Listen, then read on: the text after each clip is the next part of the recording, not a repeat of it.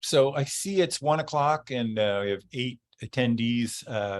I understand there were 1 billion people signed up for this, so we give people just another minute or so.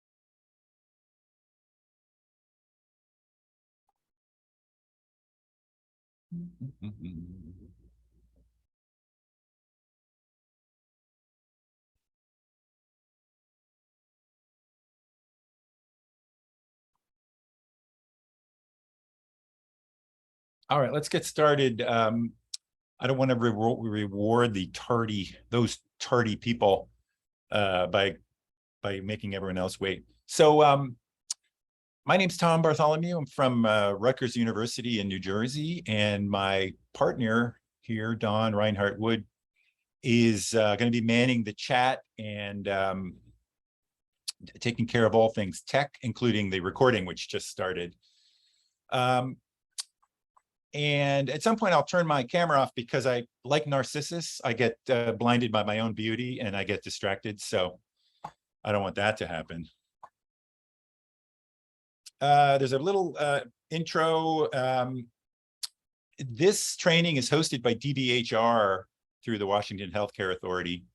And we will send not only a recording of this training, but also a big pile of training materials related to clinical supervision. I believe we're going to send them after day 2, which is next Friday, same time, same channel. So you can look forward to that. That'll be really exciting. And this is a pretty extensive training. Now we only have, I believe, an hour and a half. Correct me if I'm wrong, but I think we're done at 11:30 your time, 2:30 our time. And so I cut out a lot of the fluff. I will send you some additional stuff for areas that we won't cover in any detail today or next Friday. So what we're going to start with is a focus on the common factors of clinical supervision. And we're really going to focus on these 3 generic functions of clinical supervision. And I found these really, really helpful as a supervisor. I've been a supervisor for many years, never felt particularly competent. And in retrospect, I wasn't particularly competent. And this immediately helped me learning about what I'll be describing as Bridget Proctor's model, or the alliance model. So the 2 objectives: 1, I hope that you'll learn what the 3 functions are, and then we're going to talk about how to achieve those functions. And then it's up to you whether you stay awake. I have no idea if you're awake or not. I'm pretty sure that this will be the best training that you have seen today, probably, unless you see another training, in which case, all bets are off. Okay, so I thought I would start by making a distinction between administrative supervision and clinical supervision. I got to turn my camera off there. And the reason for this is so often people confuse these two and they think they're doing clinical supervision when in fact they're doing administrative. This definition comes from this guy Kadushin, I believe his name is, and he has wrote numerous textbooks in social work, and they're very popular. But he says that administrative supervision is about good standards of work, administrative policies. So it's time, are you attending on time? Are you getting your paperwork in? Even how you're interacting with coworkers and things like that. That would all be largely administrative supervision. This is compared to clinical supervision, which I'll define in a minute. But oops, I'm backwards. The reason this distinction is so important is that people that, supervisors that try to use administrative strategies to manage clinicians, they often end up focusing on outputs, things like how many people did you see, how much paperwork did you put in, visits, groups, how many groups did you do, versus outcomes, or versus fidelity or treatment adherence. Like, are you providing your housing services based on the model that the agency has adopted? And so this confusion over outputs and outcomes results in a large variation in quality. So for example, when we go to see programs, we went and witnessed somebody showing Three Stooges videos while they were supposed to be running an IMR group, and they get exactly the same feedback for running, showing a Three Stooges video, which was actually quite funny, as they would if they ran the best illness management and recovery group ever. So that's a big problem. And one way we can address that is to be clear on what clinical supervision is and how it differs from administrative supervision. So very quickly, if you want to jump on the chat and just tell me, what does the word clinical mean for $25,000? What does the word clinical mean?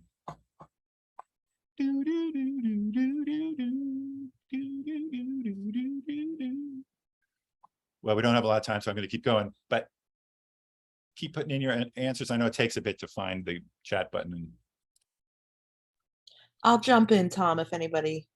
okay. Right. Oh, okay. I'll give him just a second longer. So the reason I asked this is, A, it's really important, but B, I taught a class called Clinical Principles in Psychiatric Rehabilitation. I taught it for a long time. And for the life of me, I didn't know what clinical meant. I couldn't really define it. And so I went to the dictionary, and there's a bunch of definitions, but this is the one I like, and I think applies to what we're talking about, what I'm talking about. So clinical is applying objective and standardized methods to this description, evaluation, and modification of human behavior. And so how clinical supervision differs from administrative supervision is in part a focus on description, evaluation, and modification of human behavior that is objective and standardized, right? So it's not like, I bring a pyramid in and I put it on their head and that's how I do treatment, or and we can agree on what those interventions are. So it could be that primal scream therapy is appropriate sometimes, but maybe not when somebody has just gotten out of the hospital, or that kind of thing. So we're going to be talking about clinical supervision, which is focus on this applying objective and standardized methods. So here's my first go ahead. Could I just jump in real quickly? Sure. I just wanted everyone to know, because I thought it odd that there was no chat except for what I said in the chat box. And we had this problem about a week ago in a Zoom where for some reason when the Zoom started, chat was disabled. So I just want to let you know that I just checked it and enabled it for everybody. So that may be part of the issue. So chat is enabled, everyone. We can test it if people want to go into the chat and tell us how great you think I am. That would be a way to, way to test it. Just saying. So anyway, so I'm going to give you a bunch of pro tips from my study of clinical supervision. The first is try to keep clinical supervision clinical. And what I mean by that is it's really easy to talk about what a pain in the butt it is getting the van out, or how the paperwork stinks, and blah, blah, blah. And all of those things are important. But if possible, if you can bump them up to leadership where maybe somebody could actually address those issues. And if you need to vent a little bit, that's perfectly fine as well. But I've just seen a lot of clinical supervisions devolve into an administrative vent fest. And people generally don't leave feeling satisfied when that happens, especially if it happens all the time. Okay, so as we go through these trainings, we're going to look at what is meant by objective and standardized methods. And I'm going to call them reference standards. So in other words, how do you know if somebody you're supervising is addressing these objective and standardized methods if they're using them? And so this is the thing we will refer to as the standard, like, what is an ideal illness management recovery group, or what is an ideal visit for permanent supported housing, that kind of thing. This is also called program fidelity, treatment adherence, and more recently I heard it called structured practice, where you're really intentionally trying to do a clinical intervention in a particular way for a particular reason. So one of the confusions I think that exists in our field has to do with this dodo bird verdict. And that is that in the 90s, and it's still true today, it was found that a large number of interventions all had positive effects, right? So the outcomes seemed to be unrelated to the theory of the intervention, and to some degree unrelated to technique related to that theory. And so the dodo bird verdict comes from Alice in Wonderland, where there is a race, and the dodo bird at the end of the race says, "All have won, everyone must have prizes." And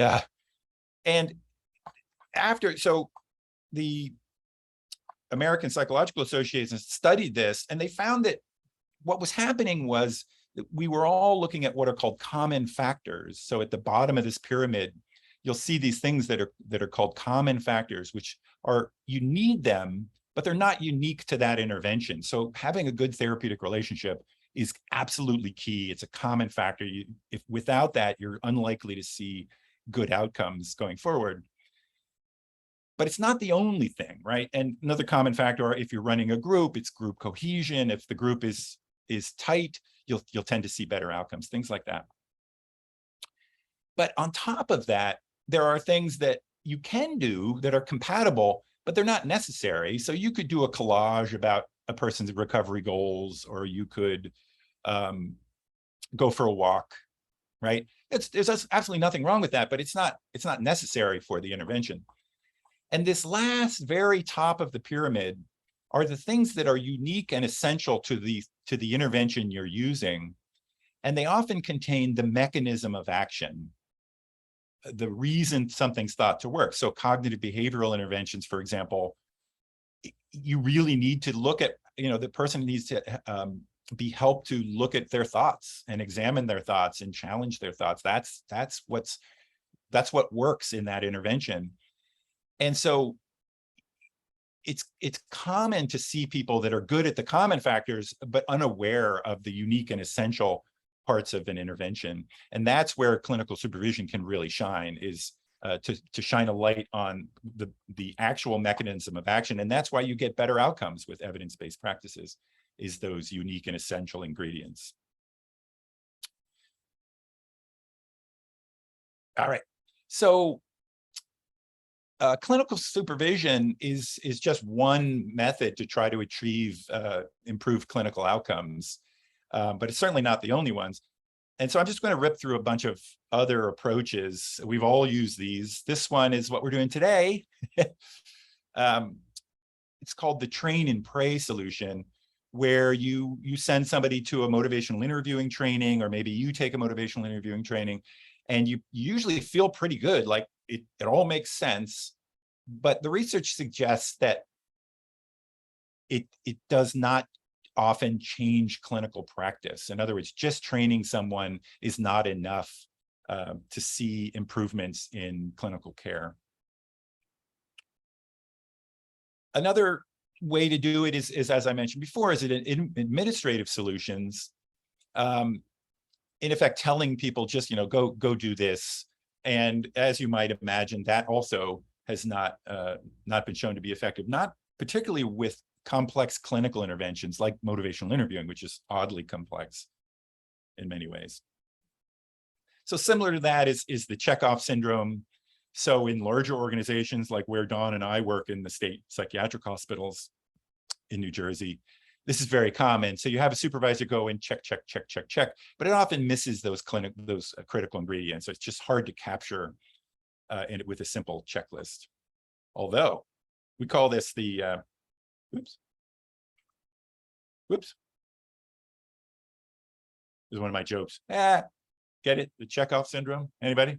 Chekhov? Okay. I'm sure you're probably really laughing hard at my clever jokes. But so again, those administrative solutions are not effective at improving clinical outcomes.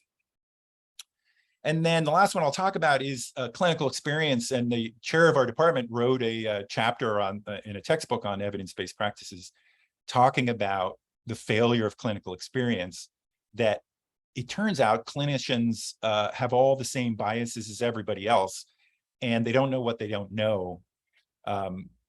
And the wonderful article from years ago by Cohen and Cohen called The Clinician's Illusion was one of the reasons we didn't know people recovered from schizophrenia, because you don't see those folks that are recovering very often, right? They leave service and they go off and they become mailmen and teachers and do whatever they want to do. And so we're blind. So our sample becomes a clinical sample and not a representative sample, if that makes any sense. And I love this study I read where 90% of psychologists said they were in the top 10% of psychologists. Yeah, so clinical experience is not the best teacher, unfortunately. Like, we need a little more than that. Doesn't hurt.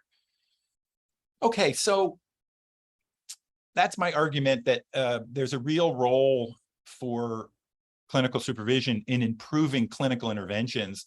And I'm going to go further and talk about the role in supporting staff is maybe even more important as we go further. But first, I want to talk about the history and science of clinical supervision. And it's kind of a sad story. I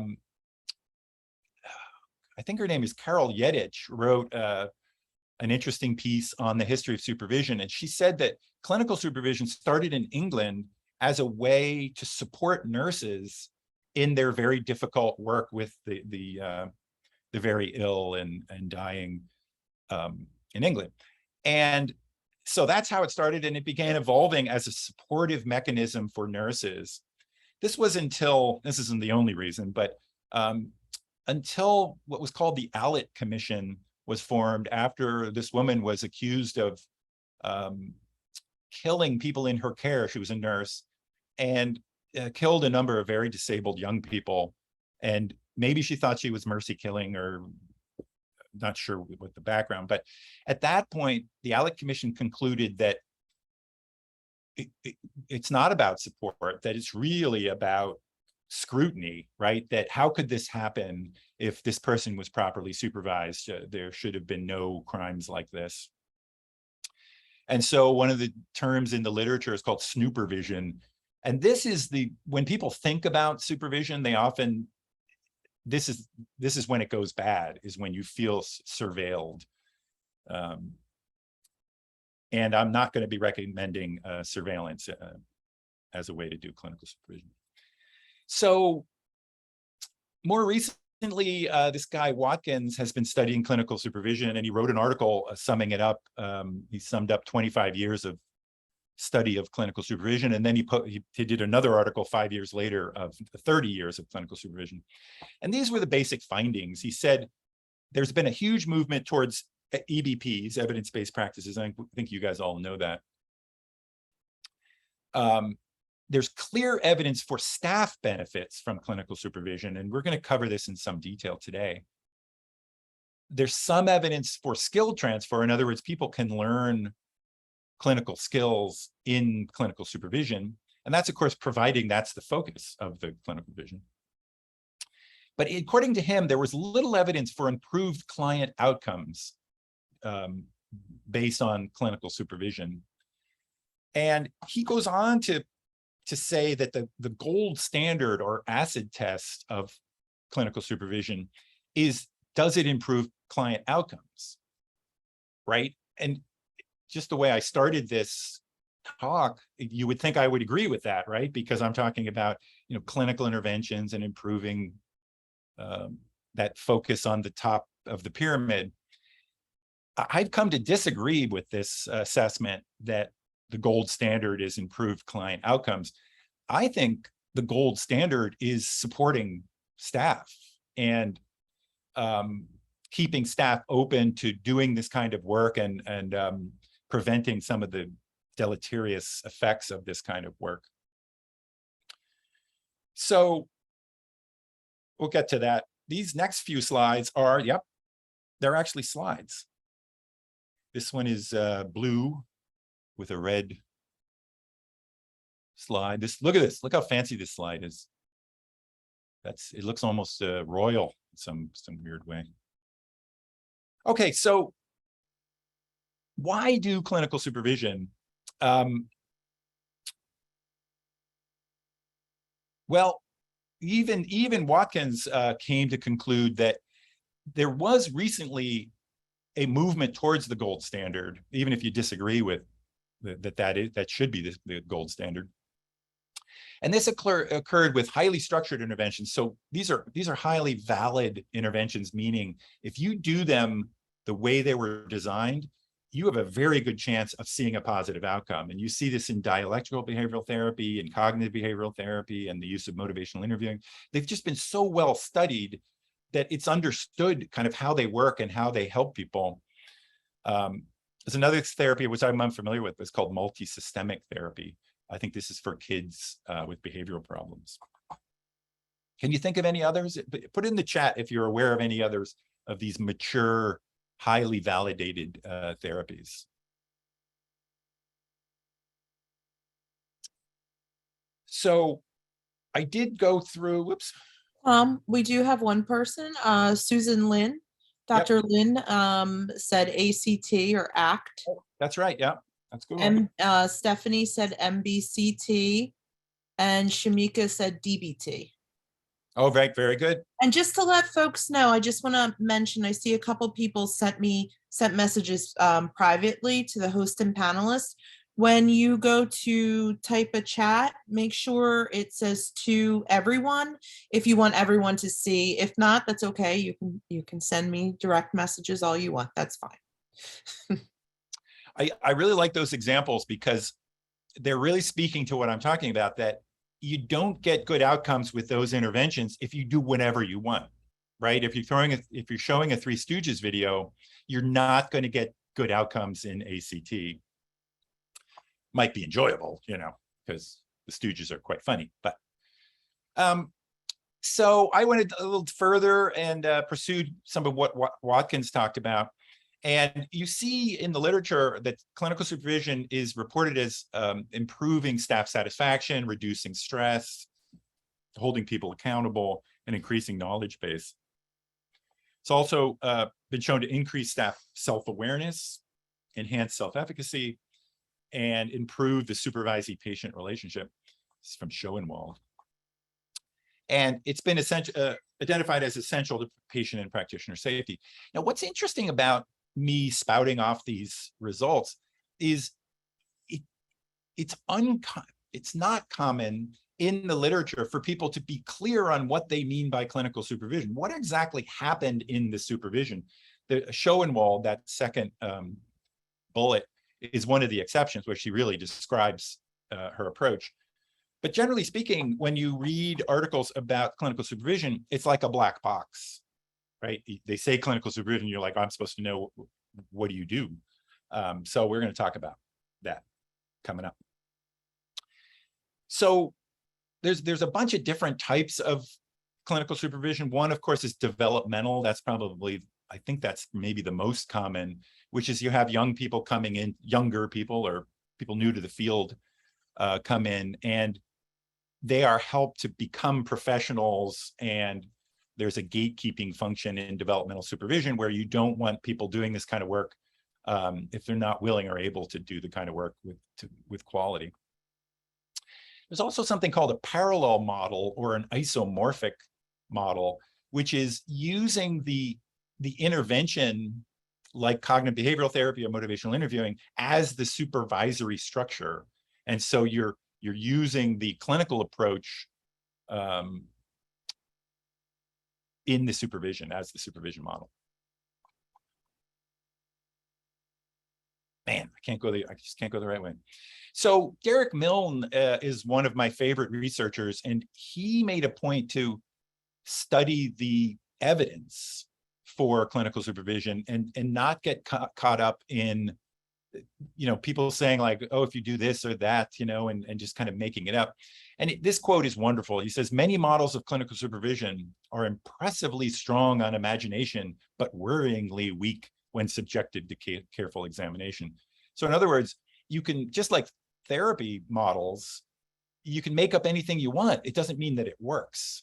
And that's certainly true in clinical supervision. So much so that way back in 1988, Diane Borders called for a moratorium on new theories of clinical supervision until they could be studied, right? There's no sense in, we should make up one today. We'll call it the reflexive model of clinical supervision. I don't even know what that is, but you can see what I mean. I can just make it up, just like I could make up, a clinical intervention. So Derek Milne took the next step to try to operationalize clinical supervision. So when it was studied, there'd be some agreement on what it is. And there's another slide. This is a very long definition, but it'll give you some sense of what his research found.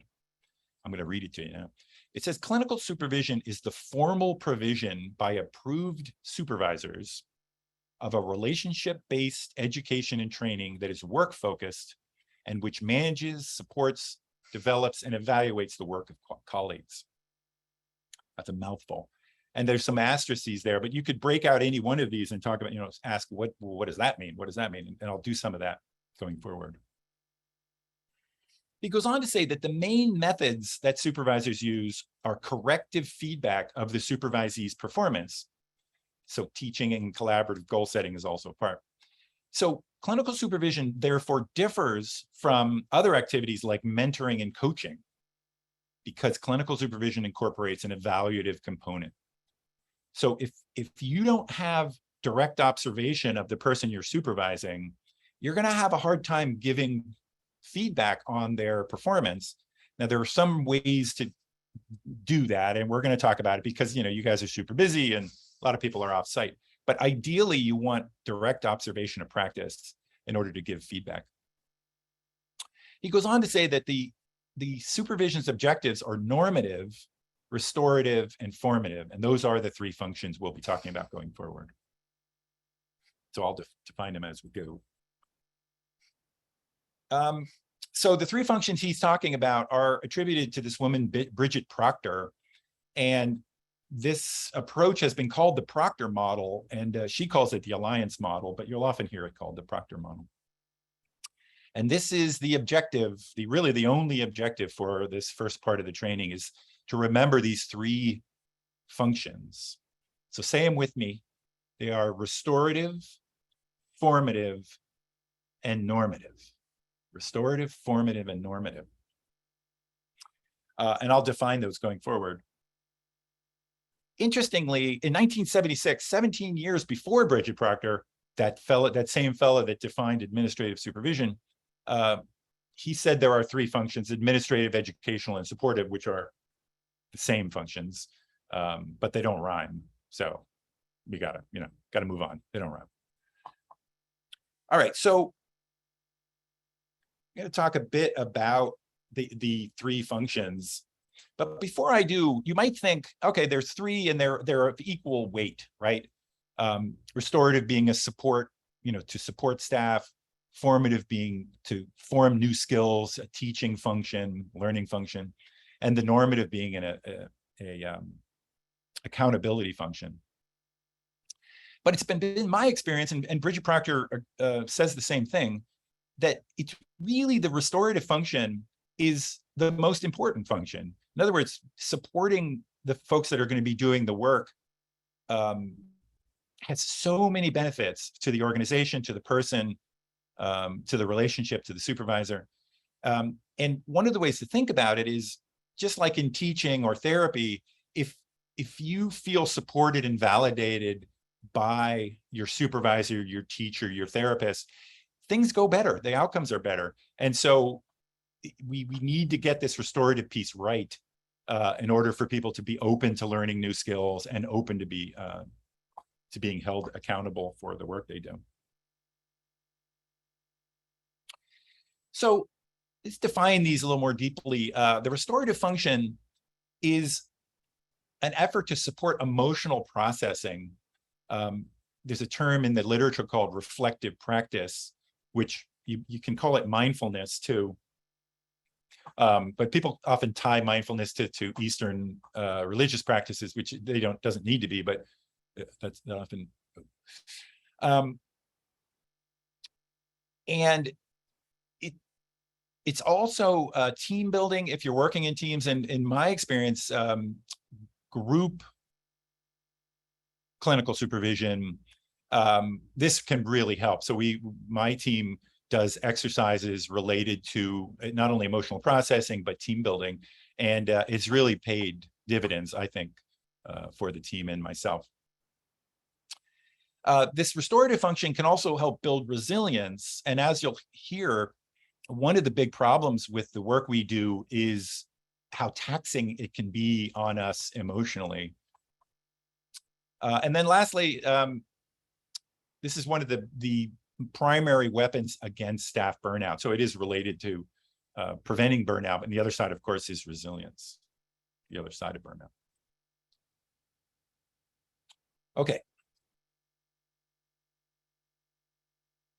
So the formative function is the second of Proctor's functions of clinical supervision. So the first is, let's support the folks doing the work. And the next one does have to do with the top of that pyramid. It's about promoting the adoption of clinical competencies. One of the very popular models is called KSAs, which is knowledge, skills, and attitudes. And all of these can be enhanced. And of course, it is helpful if the person feels open to learning about that and feels respected and validated. And in agencies, this formative function can also be the formation of a therapeutic culture, and one that can tolerate what's called exnovation, right? Which is, if you're going to do something new, you often have to stop doing something old. Okay, that's one of my favorite words, by the way, exnovation. Okay, so that's the formative function. So restorative, formative. We have one question in chat. Sure. Marie wanted to know if you could share some team building ideas. Oh yeah, in fact, if you stick around, we're going to jump into the restorative function and we're going to go deep into that subject. So I won't jump ahead, but see, great minds think alike. But yes, I do have some ideas. Okay, that's the formative function. And the normative function, yeah. So the next part of this training is we're going to talk about I'm going to talk about this the restorative function very directly. And then so the last of the restorative, formative, normative is the normative function, the accountability function. And this is speaking to ethical norms and organizational norms. Now, Bridget Proctor doesn't say this explicitly, but I've added it. It's also, to me, it's accountability to the evidence of effectiveness of what we're doing, right? And so, like, not only should you not loan a client money, because there's a lot of problems with that, there's probably a lot of other things that you shouldn't be doing, even if they're not, it's not that it's unethical, they're just not effective in helping the person pursue their recovery. This is the function that overlaps most with the administrative supervision, the focus on administrative supervision. And as you probably know, if the person's not showing up for work and they're not doing documentation, they're not going to last very long, even if they're great clinicians. And so there does have to be some focus on the normative and accountability. So this is I think one of the most important ideas that I've run across in clinical supervision literature. And that is that there is a tension that exists between the need for psychological safety for people in supervision, and at the same time, a need to hold those people accountable, right? So we want people to feel safe and validated and willing and able to talk about what's really going on with them, the supervisees. And at the same time, they are accountable to, working with our clients and staying within the norms of ethics and appropriateness. So, and you can think about this as the tension between the restorative function and the normative function, right? The support function and the accountability function. So this is a big deal. And this, in my opinion, is what I find difficult about being a clinical supervisor. And I think a lot of people do. We have to resolve this tension, and it can be done. It definitely can be done. So one way I found to work on resolving this tension, it's not always possible, but is if you can separate the restorative and formative functions, in other words, the support and learning functions from administrative oversight, from the normative function, I would recommend you do this. And we've done this. And what this looks like is I would come in and be the clinical supervisor for interventions in the state psychiatric hospital, but I am not the people's administrative supervisor. I don't look at their time cards. I don't look at their documentation. They're going to get feedback about that from another source. And of course, none of this is perfect, but in my experience, this has been pretty helpful. All right. So these are the 2 pro tips. Bump up administrative stuff that's outside your sphere of influence to leadership, and don't get mired in it. And then, if you can, separate the restorative and normative functions. So here are references. Gosh forbid, I didn't read all these things. I just wanted to look smart. So I made a really long list. Here's another page. Lots of references. All right. So as I mentioned, and as the person in the chat asked about team building, we're definitely going to get to some of that. So right now I'm going to talk about the restorative function, the first and I think most important function in clinical supervision. And frankly, if you don't come next week, you will have heard the most important part, which is, I believe, the restorative function. I would come next week though, because it'll be cool. Okay, so what are we going to try to do today? I want you to be able to see a connection between the restorative function and the dangers of something called emotional labor, and then 2 activities that can be used as in the restorative interventions as part of meeting the restorative function in clinical supervision. So if people are willing, I'm curious, use the chat and identify one restorative thing that you do. And you can do this at home and at work. Let's just, for giggles, let's talk about our home life. Like, what's one example of something you find restorative that you do at home? I'll speak for myself. I'm a distance runner, a kind of large, old distance runner. But even when it's super hard to get out there, I just feel so much better. And I tell my wife all the time, like, remind me to go running, because it makes such a huge difference. So if you would, take some time. What helps you feel restored and builds your resilience? So as you do that, we already did this definition, but it's worth reminding. So the idea that there's a safe place to engage in emotional processing, which is just like, I want to talk about, like when I work with George, I get all freaked out. Like, he presses all my buttons, and I need a safe place to talk about them. So Tom, I just wanted to repeat what some of the folks have said in the chat. Mm-hmm. They like to spend time with dogs and spouse, go for a jog. At work, can do desk exercises and walking. At home, meditation. A good blues album, cook. Nice. Coffee breaks, fresh air, spend time with family and friends, music, exercise, processing with my 12-step pals, serotonin rush, aka frozen yogurt full of candy. I subscribe to that approach. And martial arts. Very nice. I'm not proud of it, but I do have a celebratory cigar here in my pocket. So sometimes it's, there's a double-edged sword to these restorative things, like the yogurt and the cigars. Very good, very nice. So at this point, this is something I was studying during my recent dissertation. I haven't been a doctor of psych rehab for very long, but I ran across this idea called emotional labor. And it's so interesting. It comes out of the world of industrial psychology. And what it's referring to is that the kind of work we do requires that we be in a particular emotional place.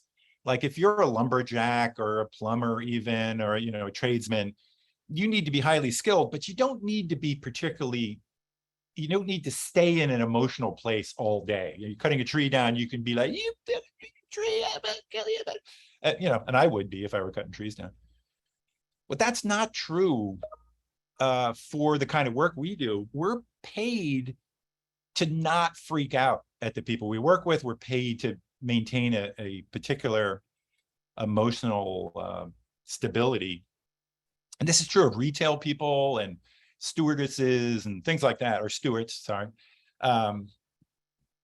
And so it follows then that if that's true, then what are the dangers of that kind of work, right? And the previous slide mentioned that agencies and organizations have a duty to protect their employees. So if you're running a slaughterhouse or a coal mine or a logging outfit, it's incumbent upon you to protect, make sure people are wearing the gear they need to wear, and they're not being set up for people to get hurt really badly. And so I put it out to you guys, what are the dangers of emotional labor, of the kind of work we have to do, where we interact with all kinds of people in all kinds of state of disrepair and sadness and all these things. What do you guys think? What are the dangers of emotional labor? You don't have to call it emotional labor. What are the dangers of counseling, therapy, of our work? So Suzanne said vicarious trauma. Shamika said burnout. Oh, yeah. Justin said holding on too tight. Marie also said burnout, as did Robin. And Wiley said burnout, secondary trauma, taking it home with you. Lon also said secondary trauma responses. And complacency. Jack. Ooh, nice. What does that mean, complacency, actually? Complacency. Just getting it immune to it. I wonder if that's what it means. Yeah. Marie also said poor sleep. We have some folks that are saying lack of empathy, wanting to protect everyone, having outbursts or physical illness as well. Wow. So here's what I came up with. High stress. I just changed this one before the training. It used to say miserable staff, but it turns out that when you're around miserable people, there's a contagion effect, right? It's hard to keep yourself going and resilient in the face of when people around you are not doing well. You see low organizational commitment, where as the stress builds and builds and builds, it gets harder to feel like you care about the organization you work for. But a lot of these are very similar. I put poverty. For whatever reason, we just nobody wants to pay us well to do this kind of work, despite how valuable it is. So I'm going to focus on burnout, in part because I've read a lot about burnout, and but the other thing is how my colleagues and I have done a whole bunch of studies in the state psychiatric hospitals of staff, including looking at organizational commitment, looking at burnout, and burnout cuts across everything. When you see high levels of burnout, there's all kinds of other negative outcomes, which I'll talk about. So I'm using Christina Maslach's concept of burnout. And she said that burnout has 3 dimensions, and they're actually chronological, meaning the first dimension of emotional exhaustion literally comes first. And what she means by that is you just can't take on anymore. You get tireder and tireder and become increasingly exhausted. And in an effort to protect yourself from further emotional demands, you begin, or person experiencing this syndrome begins to depersonalize the folks around them, including other staff, but primarily clients. And so the client will continue to make emotional demands, but you'll just push, kind of push them away. I think, was it cynicism, Dawn? Was that what the Complacency. So that could be what Maslach is talking about with depersonalization. She used to call it cynicism, I think, and changed it to depersonalization. But you see this in the state hospital where it's not uncommon for me to be walking to a building and a nurse will come out and they won't even acknowledge me. They won't look up, they won't smile. They just walk right by me as though I'm not a person. And I can only imagine that if they're doing that to their clients, that would be terrible. And so anyway, so first you see emotional exhaustion, then you see an attempt to protect oneself through depersonalization. And then lastly, are feelings of reduced professional ability or effectiveness. And that makes sense because, people realize like, I'm just not good at this anymore because I can't get my head, my head's just in a negative spot. The other thing I've noticed about burnout is that it's common for people not to think of it as a syndrome, but just to be, this is just the way it is. This just sucks. They suck, everything. You know what I mean? It's something that it's hard to reflect on effectively, why you're feeling that way. So the literature says that that burnout, particularly with prolonged emotional exhaustion and depersonalization, is associated with increased verbal and physical assault. I was shocked when I read there were 2 large studies in Europe.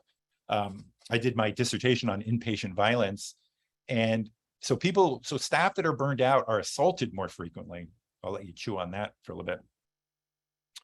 You see a reduction in the quality of professional work, reduced job satisfaction, breaches in ethical contact, lower productivity. This is the constellation of things coming with burnout.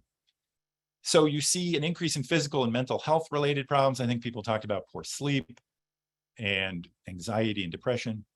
There's also the contagion effect I mentioned, which is, and I don't want to blame somebody that's experiencing burnout because they're as much a victim, but they can have a negative contagion effect on their colleagues.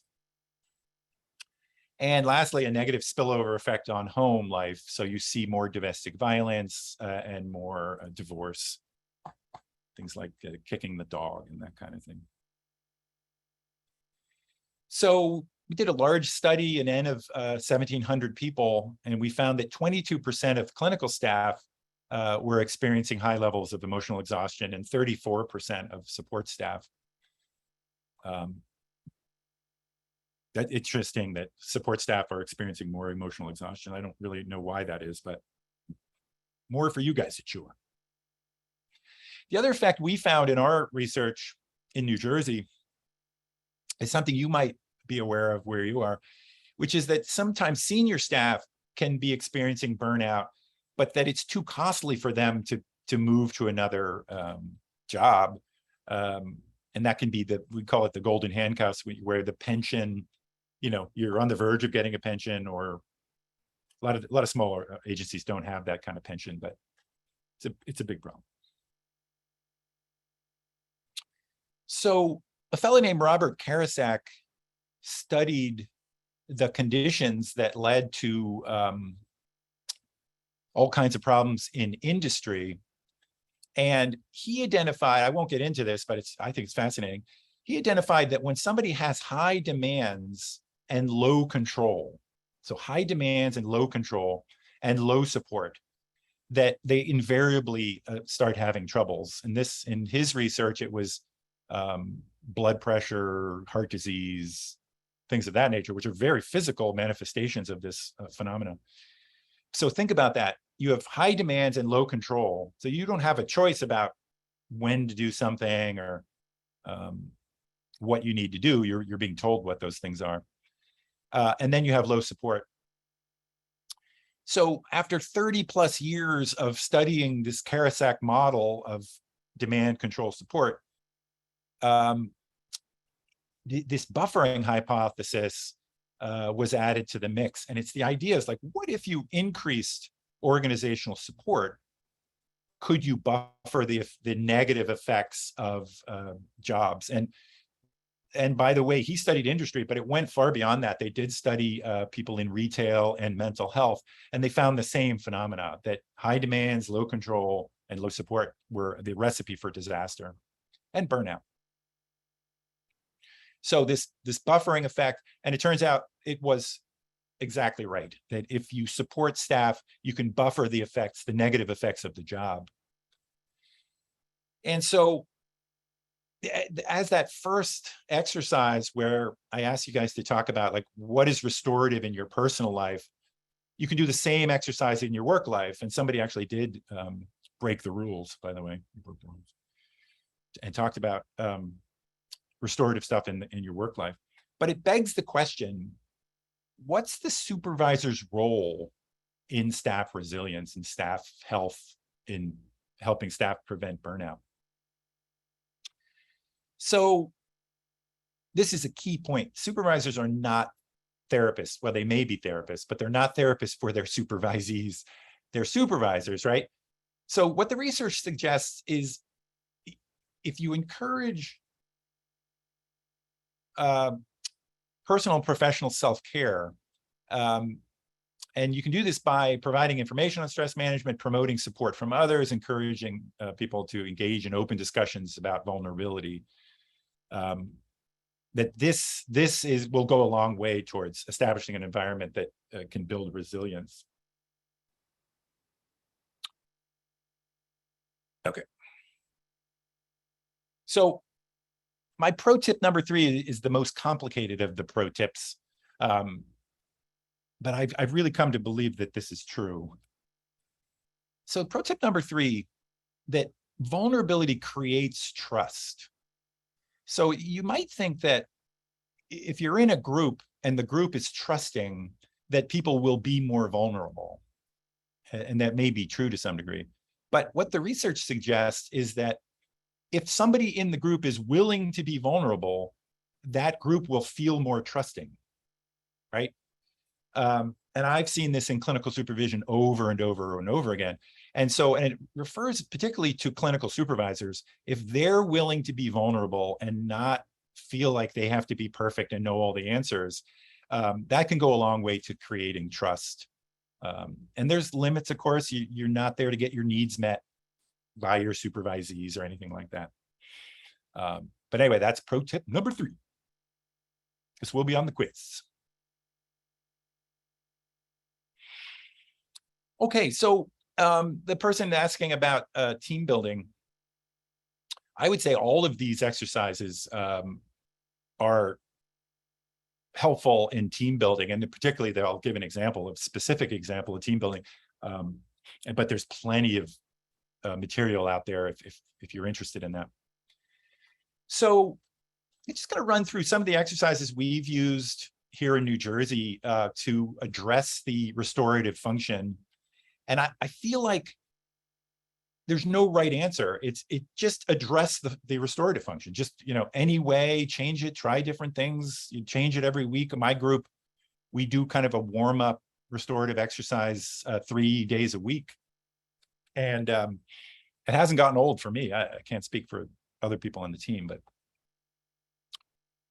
So let's look at some of these. So the first one I'm going to talk about is called PERMA. And this comes from Martin Seligman's work in positive psychology. And I highly encourage you, if you have any interest in this, just look up the PERMA model and you'll find Seligman's site. And for those of you who don't know, Seligman was the head of the American Psychological Association. And he began to think that we had gone so far in trying to figure out what makes people ill that we lost sight of what makes people well. Right. And so positive psychology is the study of wellness and resilience and like what is protective against stress and trauma. And so he came up with this model And my colleagues do a bunch of presentations. In fact, Dawn, can you put in the chat our website? Yes. So we have a website, and on that website, there's about 35, maybe 40 free trainings in all kinds of things. I'm not sure PERMA's there, but you'll definitely find something of interest. And you just go to on the homepage, the top right, it says free trainings, and you go in there and you'll see it. They're all YouTube talking heads. They're pretty short introductory type trainings, but so I encourage you to check that out. So anyway, what is PERMA? So what Seligman is encouraging people to do is to reflect on what causes you to have positive emotion is P. This is clearly an initialism, right? Where the first letter of PERMA refers to something. So what causes you to have positive emotion? And then pursue that, right? Then actually set about to bring about positive emotions in your life. The next one is engagement. What do you feel most engaged with? What do you lose yourself in? What kind of activities? There's something called flow. There's a wonderful book on flow where some of the things we do, we disappear into that activity and you kind of pop out of it later, and it can be really a wonderful experience. The next one is what relationships in your life are the most positive for you? And again, once you reflect on it, like, oh, I'm going to call my friend Andrew. I haven't talked to Andrew in the longest time, and but he's somebody that's very important to me. The next one is what brings meaning to your life, and could be church activities, could be anything, could be making things, fixing things, and then lastly, what do you feel the strongest sense of accomplishment? Like, what are the things that, when once done, I mean, it may sound silly, but when I cut my grass, I feel great. It's a big blob of grass I cut. And I do have a sense of accomplishment. Like, I've tidied up my little patch of the earth. So I encourage you, if this is sounding intriguing, I have a colleague that does just a terrific presentation on PERMA. But I'm curious, we'll just pick one of these and we'll do a very brief exercise. What would you say you makes you most engaged? The thing maybe you find flow in, or just a strong sense of engagement when you're doing it. What do people think? What are some examples? PERMA. The PERMA site has all kinds of free worksheets and things of that nature. So this has been pretty well studied. This comes from the science of positive psychology, meaning when you see these things, you see people that are highly resilient and generally emotionally healthy. What do we got, Dawn? Tara says hiking. Oh, yeah. Marie says organizing their home. Yeah, me too. I don't know if you can see I'm coming to you from my workshop here in New Jersey, but I don't actually do anything or make anything. I just organize my shop. That's all I do. What else? So what makes you feel most engaged? We also have finishing up projects that needed to be completed. Yeah. Checking them off the list. Mm-hmm. Did you ever add stuff to your to-do list so you could check it off? I know you did. And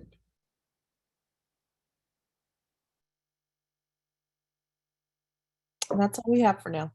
Okay.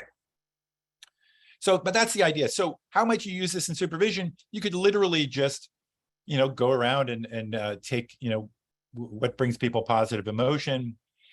And you really have to decide what the group is comfortable with and whether this is consistent with your agencies, what kind of team you have. But it's been very effective here in New Jersey. Another exercise we do to address the restorative function is called the chaos inventory. And this comes from an actual inventory, a scale But we just do a round where we ask, stress shows up in a variety of ways and often comes out sideways. A colleague of mine describes his car, it's like a bomb went off in his car when he's stressed out, and it's the last thing he deals with. And so if you want to know if he's stressed, just go look at his car. And that's probably true with our homes, or, people start smoking or smoke more, they eat foods they don't normally eat or anything like that. So how about this? What's an example of if you did a chaos inventory, how do you know what shows up in your life that tells you that you've entered some level of chaos or stress in your life? I think mine is non-tidiness, because I'm kind of a freak tidier, not so much a cleaner, but a tidier. So when it's not tidy, I'm under stress. Something's going on. So some folks are saying when I stop cooking at home, definitely my home and office are a mess. Things around the house or at work are not put away. Whether laundry is in the basket or strewn about the apartment. That one. Junk food, not cooking. Bathrooms haven't been cleaned as frequently. When I get quiet for long stretches or lose touch with feelings and experience irritability. And then Robin says junk food, pace the floors, and restless. Nice. You guys, that is the chaos inventory. And that's really terrific, because it gets people to share, but at a level that they're comfortable with, and it's not too prying. Now, I called mindfulness earlier reflective practice. So you can promote mindfulness of your clinical work. So for example, it was very common when I was doing a lot of clinical work where my shoulders would be super tight and I was just unaware, I would develop back pain. And mindfulness was described to me by a colleague as a linking skill, in the sense that if you don't know your back is tight and you don't know you're holding yourself real tight, you won't take steps to address it. And so the first thing you have to do is become aware, right? You have to become mindful. And there's all kinds of ways to practice that. And you can practice that prior to every clinical supervision, or encourage people to practice it throughout their day, every day. But some examples: mindful breathing. We do a lot of work in the dialectical behavioral therapy area, and they're big into mindfulness. But you can have mindful sitting, mindful walking, mindful eating. See, I came up with mindful pooping. My wife thinks it's horrible, as though nobody poops, right? Nobody poops. But yeah, so those are some examples. If you go to the website that Dawn posted in the chat, you'll see a whole bunch of exercises from a woman named Dr. Gallietta. She's a nationally renowned consultant in the area of dialectical behavioral therapy. She actually worked with Marsha Linehan for a time, and she's really terrific. All right, so just anything to promote mindfulness, great idea. I mentioned this already. A colleague here at Rutgers developed a program called Catch It, Check It, Change It. And we literally put it, what do you call that when you put plastic over a piece of paper? Embossed? Laminate. Thank you. I was just seeing if you were still awake. So we laminated cards that said catch it, check it, change it. And on the other side, it was a brief description. But it's literally the idea of catching yourself thinking something, checking whether it's serving you or it's true, and then choosing whether you wanted to change it or not. So it's really quite a powerful exercise if you get good at it and you practice it.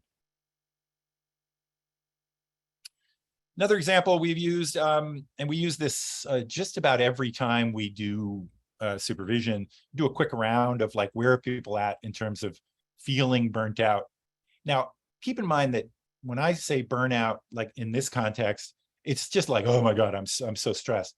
Whereas burnout, the syndrome, is a long-term, very destructive process, which these are related, of course, but in this case, we're talking about the maybe small b burnout. And so if people, just say like, oh my God, I'm a 10, they can talk about, here's what I'm going to do to take care of myself, or maybe somebody could reach out and say, listen, what can I do to help? Why don't you come to my office and we'll have a cup of tea or something. All right, so here's a very specific team building exercise we've used in the state hospitals. And it seemed so goofy at first, but we had people on a clinical team that had been together for many years interview one another and introduce the person you interviewed to the group. And you'd think, well, they worked together for years. Well, it turned out they didn't know anything about each other, or very little. They didn't know that two of the people cooked and others were gardeners. And they were so stuck in their professional boundaries that they lost sight of the similarities they had as a team. Some of the questions we've used are, what's something about you that most people don't know? If you were working here, if you were not working here, what would you be doing? Kind of like if there was another career choice. What do you like most about your work? What are your hobbies? What are you most proud of? That's a pretty deep question. But here again, people can choose the level they share at or to pass. I mean, anyone could pass if they chose.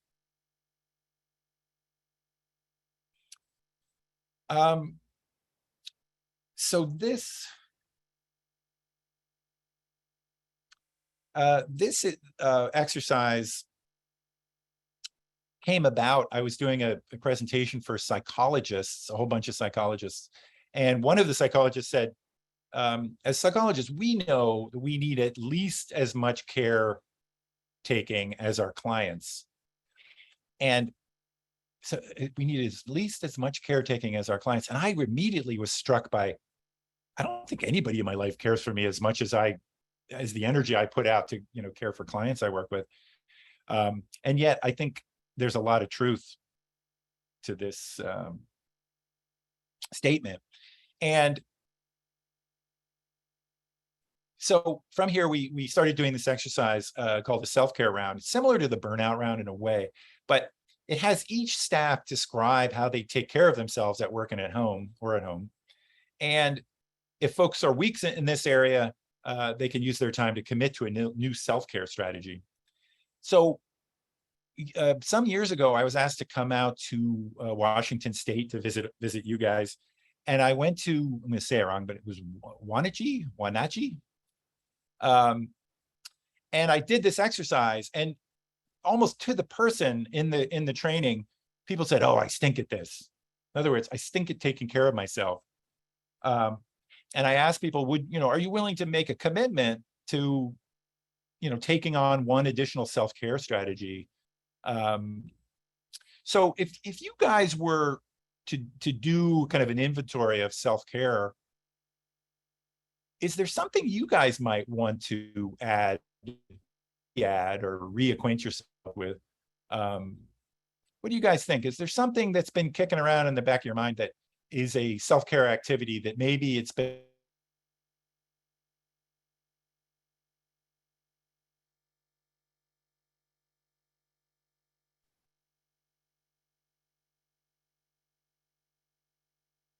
Tom, I think we lost you. Is he frozen for everyone else or just me? Okay. He lives in the wilds of New Jersey, so I will continue going. Let me just text him for one moment.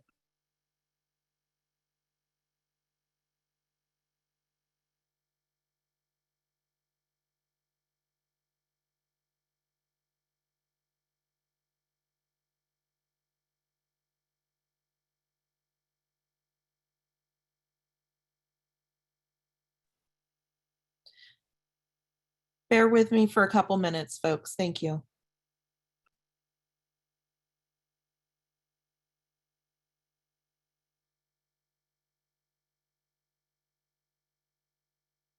Are we back? Welcome back. I don't know where I went, but it was delightful. So I can't start my video. That's all right. What are you seeing, Dawn? I see the dog. All right. We were on, I believe, a self-care round slide. Yep.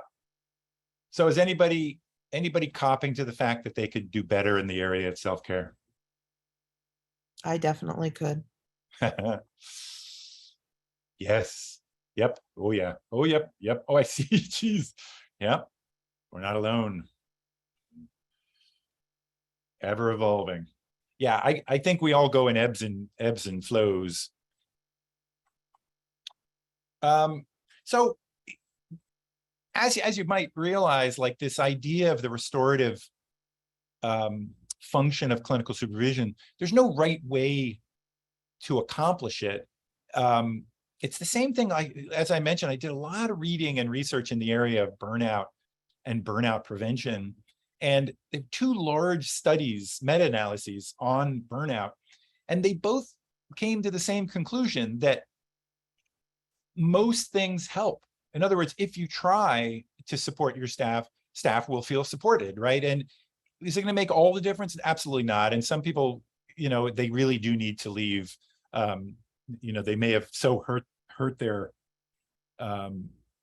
brain that they need to go and really restore. But a lot of us, if we take care of ourselves and we focus on things like PERMA and these other activities, really, really makes a big difference.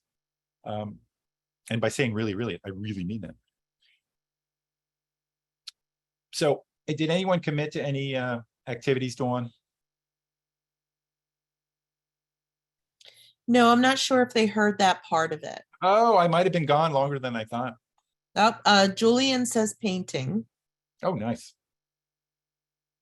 Yeah, so I may have winked out without realizing it, but I'd ask people, is there some self-care activity that maybe it's been on the shelf for you or you think about doing, but you just haven't, that you'd be willing to consider trying or starting? Go ahead, put that in the chat. I like walks. I don't know about you guys, but we just had a brutal heat wave here where unless you walked at 7 in the morning, you would be a dripping mess. Tom, I'm not sure if you're trying to share your PowerPoint. We're still seeing the dog. The dog. But some folks are saying going for walks, putting bare feet in the grass in the morning while drinking coffee. That's nice to ground yourself. Hiking and exercising more, setting up my Gotham City Legos. Oh my goodness. Oh my God. You talk to my 14-year-old. He would love you, Shamika. Back to gym on a regular basis, breathing, slowing down, having slow mornings, kinesthesiology, sorry. Nice. Knitting, crocheting, and beading. So we've got some good ideas. Hey, I was thinking about getting back to art myself, so that could be fun. John, what is kinesthesiology? Movement therapy, I think, right? Moving to feel better. Correct me, Lon, if I'm wrong. So yeah, so I was actually, I remember one of my favorite words is exnovation.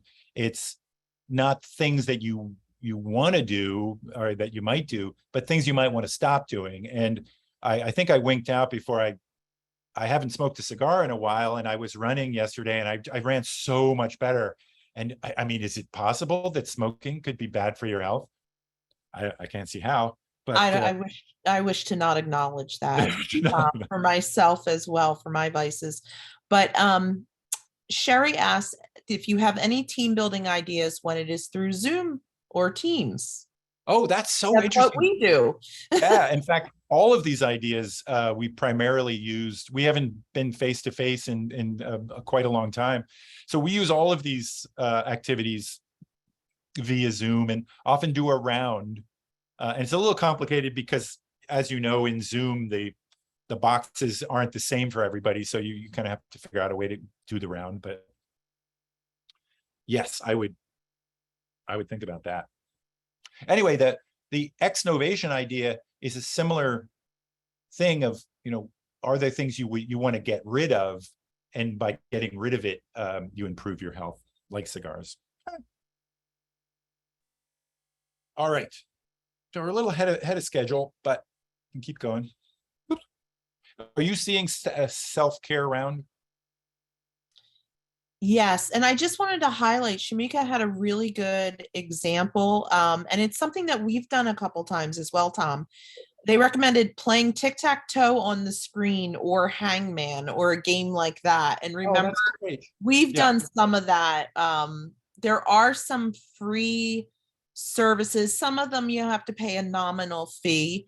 But there are some online team building game-based type services out there. So Yeah. if any of you know them, feel free to share it in the chat. So because those things can be so much fun. Oh, that's a great idea. Yeah. So sometimes it's not like a serious sharing so much as just being together and sharing time together. I think that's terrific. In fact, I would say that my team's restorative that we've been doing it for so long now, like a bunch of years.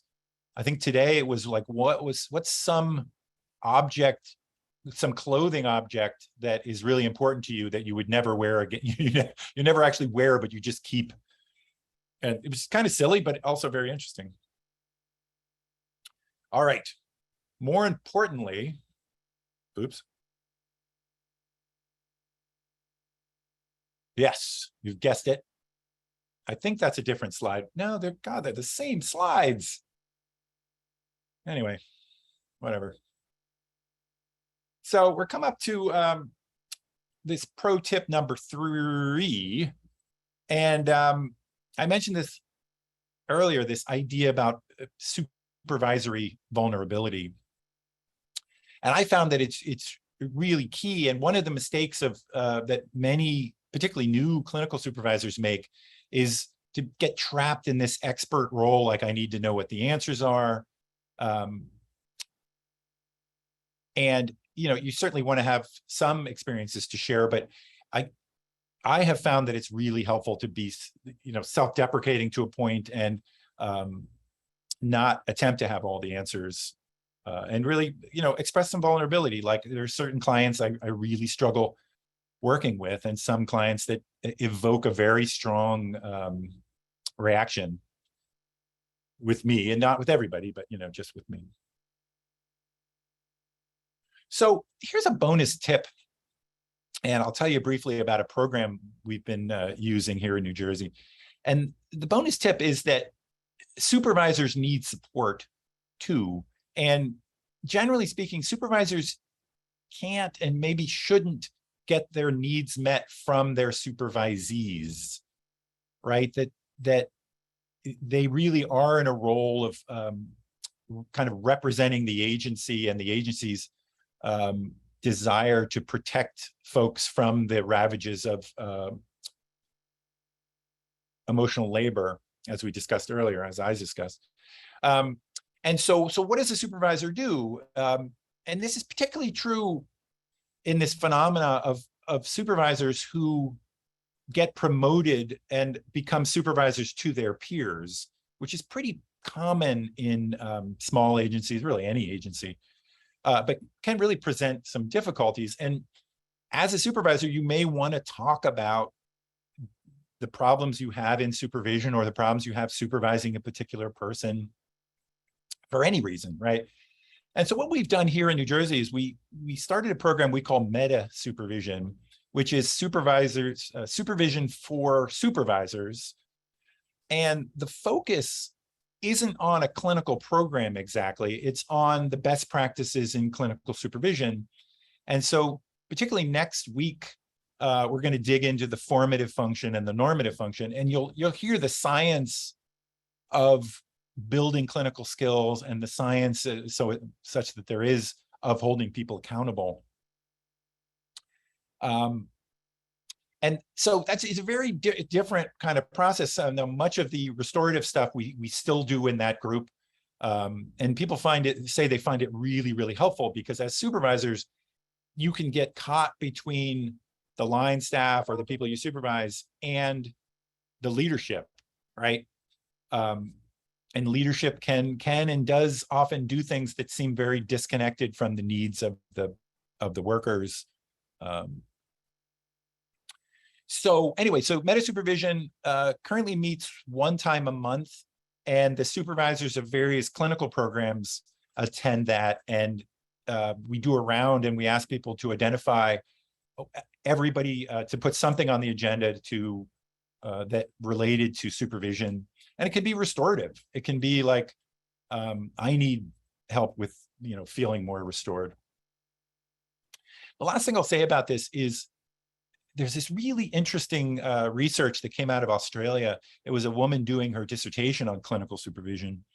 And she found that the benefits of good supervision are not as intense as the downside of bad supervision. In other words, bad supervision is worse than good supervision is good. Does that make sense? Bad supervision is worse than good supervision is good. Meaning that if supervisors really get it wrong, it can be really deleterious. It can be really harmful to our supervisees. And anyone who's had like a great supervisor and then somebody takes over and it's like, oof, it knows what this is like. Like you're one promotion away from like, oh, I love my job and now not so much, or vice versa. Like I didn't really like my job so much until this new supervisor came on, and it's a very different experience. So that's what I have for you today. As I mentioned, next week, same time, same channel, we're going to be unpacking the formative function of clinical supervision with a bit of a focus on KSAs, knowledge, skills, and attitudes. And also the normative function, which is delivering corrective feedback and program evaluations, things like that. I know it's a bit of a yawner, but if you're having trouble sleeping, you might use this recording and it'll be good. All right. So thank you guys so much. You were the best audience I had all day today. So I appreciate it. And hopefully I'll see you next week. After that training next week, I'm going to send you not only the PowerPoints for this, but I'll send you the video tape. The video of this will be accessible, and a bunch of documents I'll refer to next week about assessing, not only assessing clinical supervision, but assessing clinical skills and that kind of thing. So thank you. A couple things in the chat, Tom, that I just wanted to touch on. Stephanie asked, how do we prevent giving bad supervision? Right. And I don't know if that'll be touched on next week. And Oliver asked about the slides. Oliver, they will be sent along with the links for the recordings for both of the trainings after day 2 next week. Right. And even if you don't make day 2, we'll send you everything. Yeah, if you don't make day 2, just make sure you're registered for it and you'll end up getting everything. Right. To answer the question about how do we prevent providing bad clinical supervision, I would get support yourself, right? So you're always kind of testing stuff with other supervisors. I think that's a really good thing. I think the other thing is the idea of validation, and we will talk about this next week. But to validate the experiences of your supervisees, what the dissertation talked about was when there was a poor model fit, like the supervisee doesn't want to do a particular approach and there was no agreement. Like we're going to talk next week about supervisory agreements where we're all agreed we're doing cognitive behavioral therapy to fidelity, right? And that's the goal, and that's the feedback I'm going to be giving you. If you're not agreeing to that, we have a problem, right? And that was one of the things that people found unhelpful, as was just feeling invalidated in your experience of your work. So, but we'll talk more about it. That's a great question.